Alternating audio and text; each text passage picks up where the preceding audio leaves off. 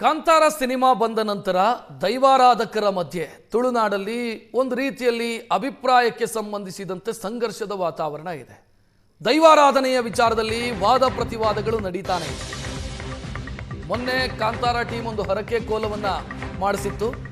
ಇದಾದ ನಂತರ ಹರಕೆ ಕೋಲ ಸರಿಯಾಗಿ ಆಗಿಲ್ಲ ಅನ್ನುವಂಥ ಆರೋಪಗಳು ಕೇಳಿಬಂದಿತ್ತು. ಈಗ ಆ ಹರಕೆ ಕೋಲದಲ್ಲಿ ಕನ್ನಡದಲ್ಲಿ ಪ್ರಾರ್ಥನೆ ಮಾಡಿದ್ದಾರೆ ಅನ್ನುವಂಥ ವಿಚಾರ ಆಕ್ಷೇಪಕ್ಕೆ ಕಾರಣ ಆಗಿದೆ. ಕನ್ನಡ ಭಾಷೆಯಲ್ಲಿ ಪ್ರಾರ್ಥನೆ ಮಾಡಿದ್ದಕ್ಕೆ ದೈವಾರಾಧಕ ತಮ್ಮಣ್ಣ ಶೆಟ್ಟಿ ಆಕ್ಷೇಪ ವ್ಯಕ್ತಪಡಿಸಿದ್ದಾರೆ. ದೈವದ ನುಡಿಕಟ್ಟುಗಳಿರೋದು, ದೈವ ನುಡಿ ಕೊಡೋದು ತುಳು ಭಾಷೆಯಲ್ಲಿ, ಅದು ಸಂಪ್ರದಾಯ.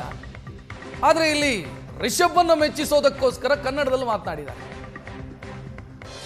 ರಿಷಭನ್ನ ಮೆಚ್ಚಿಸೋದಕ್ಕೋಸ್ಕರ, ಕಾಂತಾರ ಟೀಮನ್ನ ಮೆಚ್ಚಿಸೋದಕ್ಕೋಸ್ಕರ ಸಂಪ್ರದಾಯವನ್ನ ಬದಿಗಿಟ್ಟು ತುಳುವಲ್ಲಿ ಮದಿಪು ಕೊಡುವಂಥ ದೈವ, ತುಳುವಲ್ಲಿ ನುಡಿ ಕೊಡುವಂಥ ದೈವ ಕನ್ನಡದಲ್ಲಿ ನುಡಿ ಕೊಟ್ಟಿದೆ.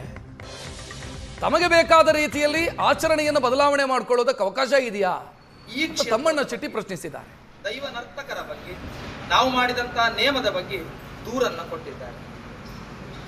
ಇದರ ಮೊದಲೇ ದೈವದತ್ತರವೇ ನಾವು ಕೇಳಿದಂತಹ ಮಾತು, ಸಾಮಾಜಿಕ ಜಾಲತಾಣಗಳಲ್ಲಿ ಇಂಥದ್ದು ಬಂದರೆ ಏನು ಮಾಡಬೇಕು ಎಂದು ಕೇಳಿದಾಗ ದೈವ ನೀವು ಮಾತನಾಡಬೇಡಿ, ನಾನು ಉತ್ತರಿಸುತ್ತೇನೆ ಅಂತ ಹೇಳಿದಂತಹ ಮಾತು. ಆದ್ದರಿಂದ ಮೊನ್ನೆ ಶುಕ್ರವಾರ ಮಧ್ಯಾಹ್ನದವರೆಗೆ ನಾವು ಯಾವ ರೀತಿಯಲ್ಲಿ ಯಾವುದೇ ಸಾಮಾಜಿಕ ಜಾಲತಾಣಗಳಲ್ಲಿ, ಯಾವುದೇ ಮಾಧ್ಯಮಗಳಲ್ಲಿ ಮಾತನಾಡದೆ ದೈವದ ಮೊರೆಯನ್ನೇ ಹೋಗುತ್ತಿದ್ದೆವು. ಆದರೆ ಕೆಲವೊಂದು ಸಂದರ್ಭಗಳಲ್ಲಿ ಕಾಲ ಪಾಠವನ್ನು ಕಲಿಸಬೇಕಾಗ್ತದೆ ಎಂಬಂತಹ ಸ್ಮರಣೆಯಿಂದ ಶುಕ್ರವಾರ ರಾತ್ರಿ ಬಂದು ದೈವದ ಚರಣಕ್ಕೆ ನಮಸ್ಕಾರ ಮಾಡಿ ನಿನ್ನೆ ಕೆಲವು ಟಿವಿ ಮಾಧ್ಯಮಗಳಲ್ಲಿ ನಾವು ಮಾತನಾಡಿ, ಇಲ್ಲ ಕ್ಷೇತ್ರದಲ್ಲಿ ಸ್ಪಷ್ಟೀಕರಣ ಕೊಡಲೇಬೇಕು ಎಂದು ಹೇಳಿದ ಕಾರಣ ದೈವದ ಅನುಗ್ರಹವನ್ನು ಪ್ರಾರ್ಥನೆಯ ಮುಖಾಂತರ ನಾವು ತೆಗೆದುಕೊಂಡು ಮಾಧ್ಯಮದಲ್ಲಿ ಮಾತನಾಡಲಿಕ್ಕೆ ನಾವು ಹೊರಟಿದ್ದೇವೆ.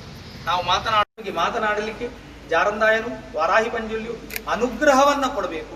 ಮಾತ್ರವಲ್ಲದೆ ಇಲ್ಲಿ ಕಂಡು ಬರಬೇಕು, ತಪ್ಪಿತಸ್ಥನಿಗೆ ಶಿಕ್ಷೆ ಆಗಲೇಬೇಕು. ಅದು ಯಾರೇ ಇರಲಿ, ತಪ್ಪು ಮಾಡಿ ಖಾಲಿ ಹೆಸರಿಗೋಸ್ಕರ ಮಾತ್ರ ತಪ್ಪುವನ್ನು ಮಾಡಿದ್ರೆ ಅವರವರು ಮಾತನಾಡಿದಂಥವರ ಕ್ಷೇತ್ರಕ್ಕೆ ನಾವು ಬರ್ತೇವೆ. ಅದು ಕೊಂಡಾನ ಇರಬಹುದು, ಷಣ್ಮುಖ ದೈವಸ್ಥಾನ ಇರಬಹುದು, ಅವರ ಮನೆತನದ ಇದೇ ಪ್ರಾರ್ಥನೆಗೆ ಈಗ ತಮ್ಮಣ್ಣ ಶೆಟ್ಟಿ ಆಕ್ರೋಶ ವ್ಯಕ್ತಪಡಿಸಿರೋದು. ಸೇವಾಕೃತ ರಿಷಬ್ ಶೆಟ್ಟಿಯನ್ನ ಮೆಚ್ಚಿಸೋದಕ್ಕೆ ಕನ್ನಡದಲ್ಲಿ ಪ್ರಾರ್ಥನೆ ಮಾಡಿದ್ದಾರೆ ಅನ್ನೋ ಪ್ರಶ್ನೆಯನ್ನು ಕೇಳಿದ್ದಾರೆ ಅವರು. ಏಷ್ಯಾನೆಟ್ ಸುವರ್ಣ ನ್ಯೂಸ್ ಜೊತೆಗೆ ಮಾತನಾಡಿದ್ದಾರೆ. ಅಷ್ಟಮಂಗಲದಲ್ಲೂ ದೈವಾರಾಧನೆಯ ಬಗ್ಗೆ ಅನ್ಯ ಭಾಷೆಯನ್ನು ಬಳಸಿರೋದು ಗೊತ್ತಾಗಿದೆ. ದೈವ ತನಗೆ ಅರ್ಥ ಆಗದ ಭಾಷೆ ಮಾತನಾಡಿದ ಬಗ್ಗೆ ತೋರಿಸಿದೆ. ನಿಯಮ ಮೀರಿ ಹರಕೆ ಕೋಲ ಮತ್ತು ಪ್ರಾರ್ಥನೆ ಮಾಡಲಾಗಿದೆ. ಈಗ ಕನ್ನಡದಲ್ಲಿ ಪ್ರಾರ್ಥನೆ ಮಾಡಿದ್ದಾರೆ. ನಾಳೆ ಇನ್ನೊಂದು ಭಾಷೆಯ ನಟ ಬಂದರೆ ಇನ್ನೊಂದು ಭಾಷೆಯಲ್ಲೂ ಇವರು ಪ್ರಾರ್ಥನೆ ಮಾಡ್ತಾರಾ ಅಂತ ಪ್ರಶ್ನಿಸಿದ್ದಾರೆ. ಕಾಂತಾರ ಸಿನಿಮಾಗೆ ಸಂಬಂಧಪಟ್ಟಂತೆ ರಿಷಬ್ ಶೆಟ್ಟಿ ನಡೆಸಿಕೊಟ್ಟಂಥ ಹರಕೆ ಕೋಲ ಏನಿದೆ, ಇದು ಕರಾವಳಿ ಭಾಗದಲ್ಲಿ ಬಹಳಷ್ಟು ಚರ್ಚೆಗೆ ಕಾರಣ ಆಗಿರುವಂಥದ್ದು. ಬೇರೆ ಬೇರೆ ರೀತಿಯಲ್ಲಿ ಅಂದರೆ ನಿಯಮಗಳ ಉಲ್ಲಂಘನೆ ಆಗಿದೆ, ಮಗದೊಂದು ಅನ್ನುವಂಥ ಚರ್ಚೆಗಳು ಅದರಲ್ಲಿ ಆರಂಭ ಆಗಿದೆ. ಅದರ ಜೊತೆಗೆ ಇದಕ್ಕೆ ಸಂಬಂಧಪಟ್ಟಂತೆ ನಿನ್ನೆ ಆ ದೈವಸ್ಥಾನದ ಆಡಳಿತ ಮಂಡಳಿ ಒಂದು ಪ್ರಾರ್ಥನೆಯನ್ನು ಕೂಡ ದೈವದ ಎದುರು ಸಲ್ಲಿಸಿತ್ತು. ಈಗ ಅದಕ್ಕೆ ಸಂಬಂಧಪಟ್ಟಂತೆಯೂ ಕೂಡ ಅಂದರೆ ದೈವದ ಪ್ರಾರ್ಥನೆಯ ವೇಳೆಯಲ್ಲೂ ಕೂಡ ಅದನ್ನು ಕನ್ನಡದಲ್ಲಿ ಮಾಡಿದ್ದಾರೆ. ಮಗದೊಂದು ಮತ್ತು ರಿಷಬ್ ಶೆಟ್ಟಿ ಅವರು ಮಾಡಿದಂಥ ಎಲ್ಲ ಹರಕೆ ಕೋಲಗಳಲ್ಲೂ ಇದೇ ರೀತಿಯಾದಂಥ ನಿಯಮಗಳ ಉಲ್ಲಂಘನೆ ಆಗಿದೆ ಅನ್ನುವಂಥ ವಾದವನ್ನ ಮತ್ತೆ ದೈವಾರಾಧಕ ತಮ್ಮಣ್ಣ ಶೆಟ್ಟಿ ಅವರು ಮುಂದಿಟ್ಟಿರುವಂಥದ್ದು. ಸ್ವತಃ ನಮ್ಮ ಜೊತೆ ಮಾತನಾಡೋದಕ್ಕೆ ತಮ್ಮಣ್ಣ ಶೆಟ್ಟಿ ಇದ್ದಾರೆ. ಸರಿಗ ಮೊನ್ನೆ ನೀವೊಂದು ವಾದ ಹೇಳಿದ್ರೆ ಅದರಲ್ಲೆಲ್ಲವೂ ಕೂಡ ನಿಯಮ ಉಲ್ಲಂಘನೆ ಆಗಿದೆ ಅನ್ನುವಂಥದ್ದು. ಆಗ ಅದಕ್ಕೆ ಸಂಬಂಧಪಟ್ಟಂತೆ ಅಲ್ಲಿನ ದೇವಸ್ಥಾನದ ಆಡಳಿತ ಮಂಡಳಿ ಯಾವುದೇ ಉಲ್ಲಂಘನೆ ಆಗಿಲ್ಲ, ನಾವು ದೈವದ ಎದುರು ಪ್ರಾರ್ಥನೆ ಸಲ್ಲಿಸಿ. ಈಗ ಹೇಳ್ತಾ ಇದ್ದೀರಾ ಪ್ರಾರ್ಥನೆಯಲ್ಲೂ ಕೂಡ ಕನ್ನಡವನ್ನು ಮಾಡಿದ್ದಾರೆ, ಅಂದ್ರೆ ಕನ್ನಡೀಕರಣ ಆಗಿದೆ, ದೈವದ ಭಾಷೆಯನ್ನು ಬಳಕೆ ಮಾಡಲಿಲ್ಲ. ಏನದು, ಯಾಕೆ ಕನ್ನಡದಲ್ಲಿ ಮಾಡಬಾರ್ದು ಅನ್ನೋದು? ನೋಡಿ, ತುಳುನಾಡು ಒಂದು ದೈವ ಭಾಷೆ ಇದೆ. ದೈವ ಭಾಷೆ ಅದು ಎಲ್ಲ ವ್ಯವಹಾರಗಳನ್ನು ಮಾತಾಡೋದು ಕನ್ನಡದಲ್ಲೇ ಸಾರಿ ನಮ್ಮ ದೈವ ಭಾಷೆ ತುಳು ಭಾಷೆ, ಮಾತೃಭಾಷೆ. ಇದು ಅಂದರೆ ಆ ದೈವ ತುಳು ಭಾಷೆಯಲ್ಲೇ ಮಾತನಾಡಬೇಕೆಂಬುದು ನಿಯಮ ಇದ್ದದ್ದು, ಅದರಲ್ಲಿ ಮಾತಾಡಬೇಕು ಕನ್ನಡ. ಆದರೆ ಇದು ನನಗೇನಾಯಿತು ಅಂದರೆ, ಯಾಕೆ ಈ ಥರ ಆಯಿತು?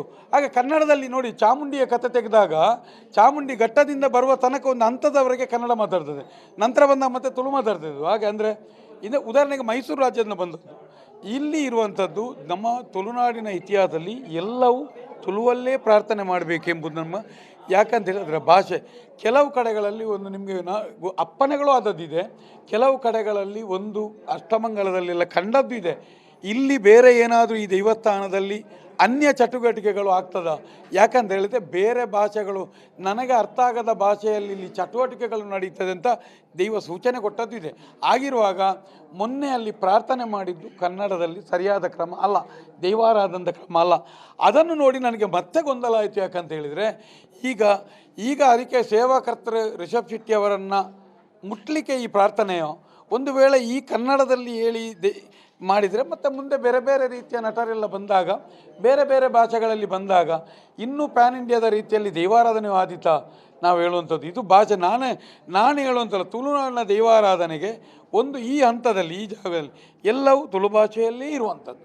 ಇದು ಕುಟುಂಬ ಪದ್ಧತಿ, ಜನಾಂಗ ಸಂಬಂಧಿತ ದೈವಗಳಿಗೆಲ್ಲ, ಗ್ರಾಮ ದೈವಗಳೆಲ್ಲವೂ ತುಳು ಭಾಷೆಯಲ್ಲಿ. ಕ್ಷೇತ್ರಕ್ಕೆ ಅಪಚಾರ ಆಗಿದೆ ಅನ್ನುವಂಥ ಕಾರಣಕ್ಕಾಗಿ ನಿಮ್ಮಗಳ ವಿರುದ್ಧ ನಡೆದಂಥ ಒಂದು ಪ್ರಾರ್ಥನೆ, ಅಂದರೆ ಅಲ್ಲಿ ಯಾರು ತಪ್ಪು ಮಾಡಿದ್ದಾರೆ ಅವರ ವಿರುದ್ಧ ನಡೆದಂಥ ಪ್ರಾರ್ಥನೆ, ಆ ಪ್ರಾರ್ಥನೆಯನ್ನು ಕೂಡ, ಆ ಪ್ರಾರ್ಥನೆ ಬಗ್ಗೆ ನೀವು ಹೇಳಿ. ಅದು ತುಳುವಲ್ಲಿ ಆದರೆ ಇರಲಿ, ಆ ಪ್ರಾರ್ಥನೆಯನ್ನು ನಾನು ಭಾರಿ ಸ್ವಾಗತ ಮಾಡ್ತೇನೆ. ಯಾಕಂತ ಹೇಳಿದರೆ ಇಂಥ ಪ್ರಾರ್ಥನೆಗಳು ದಕ್ಷಿಣ ಕನ್ನಡ ಜಿಲ್ಲೆಯಾದ್ಯಂತ ಆಗಬೇಕಿತ್ತು. ಯಾಕಂತ ಹೇಳಿದರೆ ಇಲ್ಲಿ ಅಸ್ಮತೆ, ಇಲ್ಲಿ ನಂಬಿಕೆಗಳು ಇಲ್ಲಿ ಎಲ್ಲ ಹಾಳಾದಾಗ ಈ ಪ್ರಾರ್ಥನೆಗಳಾಗಬೇಕಿತ್ತು. ಈ ಪ್ರಾರ್ಥನೆಗಳಾಗದ್ದರೆ ಈಗ ಮೊನ್ನೆ ಪ್ರಾರ್ಥನೆ ಆಗಿದೆ, ಯಾರು ತಪ್ಪು ಮಾಡಿದ್ದಾರೆ, ಯಾರು ಅನ್ಯಾಯ ಮಾಡಿದ್ದಾರೆ, ಅಲ್ಲಿ ನಾವು ಮಾಡಿರ್ಲಿಕ್ಕೆ ಸಾಕು, ಮತ್ತೊಬ್ಬ ಮಾಡಿರ್ಲಿಕ್ಕೆ ಗೊತ್ತಿಲ್ಲಲ್ಲ, ದೈವ ತೀರ್ಮಾನ ಆಗಲಿ. ಆದರೆ ನನ್ನ ಲೆಕ್ಕದಲ್ಲಿ ನಮ್ಮ ಕಡೆಯಿಂದ ಮಾಧ್ಯಮದಲ್ಲಿ ಬಂದದ್ದಕ್ಕೆ ಉತ್ತರ ಕೊಡುವ ಪ್ರಯತ್ನವನ್ನು ಮಾಡಿದ್ದೇವೆ ಬಿಟ್ಟರೆ ಆ ಕ್ಷೇತ್ರದ ಹೆಸರನ್ನಾಗಲಿ, ಆ ಕ್ಷೇತ್ರದ ನಂಬಿಕೆಯನ್ನಾಗಲಿ, ಆ ಕ್ಷೇತ್ರದ ಗುತ್ತಿನವರನ್ನಾಗಲಿ ಯಾರನ್ನು ನಾವು ಎಲ್ಲಿಯೂ ದ್ವೇಷ ಮಾಡಲಿಲ್ಲ, ಎಲ್ಲಿಯಲ್ಲೂ ನಾನು ಸಂಘರ್ಷಪೂರಿತವಾದ ಮಾತನಾಡಲಿಲ್ಲ. ಇದಿಷ್ಟು ತಮ್ಮಣ್ಣ ಶೆಟ್ಟಿ ಅವರ ಮಾತು. ಕ್ಯಾಮರಾ ಪರ್ಸನ್ ಅಶೋಕ್ ಜೊತೆ ಭರತರಾಜ್, ಏಷ್ಯಾನೆಟ್ ಸುವರ್ಣ ನ್ಯೂಸ್, ಮಂಗಳೂರು.